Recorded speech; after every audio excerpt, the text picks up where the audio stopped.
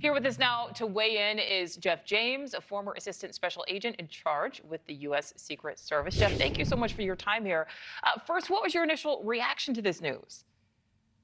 Well, Nichole, thank you for having me. My initial reaction is, it's a big deal in any level of law enforcement, whether local, state, or federal, to use potentially deadly force over a property crime. So that was the first thing that struck me. But the thing that you do have to remember about Secret Service vehicles is, very frankly, they're not like other vehicles that are parked on the curb. There's classified technology in some of them. There's high-tech weapon systems in some of them. So to allow for a group to break into it and possibly drive off in it, it could have reached a point where that agent viewed that as unacceptable.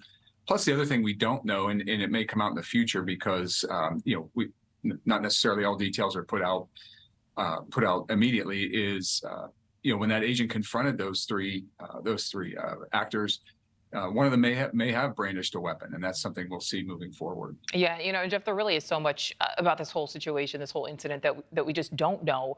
We do know that the D.C. Police Department has released a statement saying that there was no threat to any protectees. So keeping in mind, of course, that the investigation is ongoing, do you think the circumstance seems to justify discharging a weapon? Because obviously that's a very big deal. It is. It's a huge deal. And again, look, if it was done in error, the Secret Service, one of the things we do is we don't suffer the foolish. If this was done in an irresponsible manner, that person's going to be held to task for it, possibly losing their job.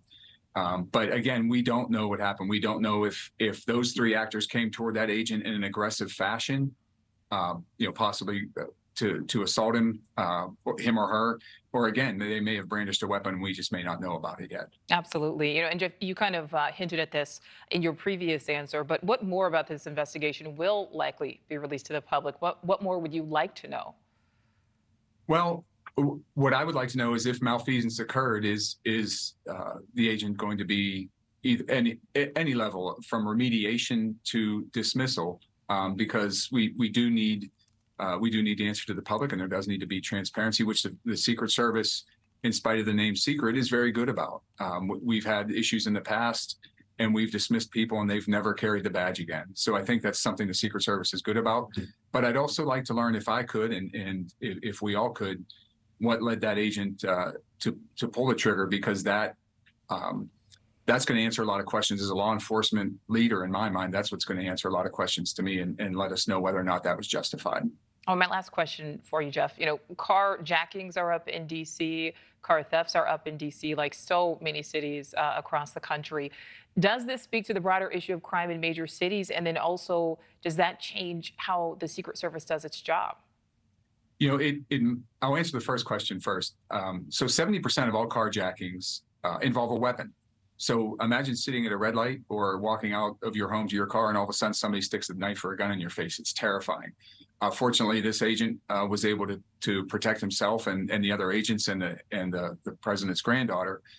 But it might just change the protective operations, where it said, okay, from now on, if we can, we're going to keep cars in the interior of the home. Maybe we try to utilize garages, or no more cars are left unattended. If a protectee goes inside the building, then someone has to stay out with the car.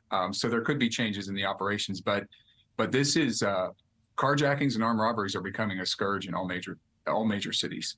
Yeah, certainly, and many people are falling victim. All right, Jeff James, certainly appreciate your time. Thank you. Thank you for watching. Go to newsnationnow.com to find News Nation on your television provider, and don't forget to click the red subscribe button below to get more of News Nation's fact-driven, unbiased coverage.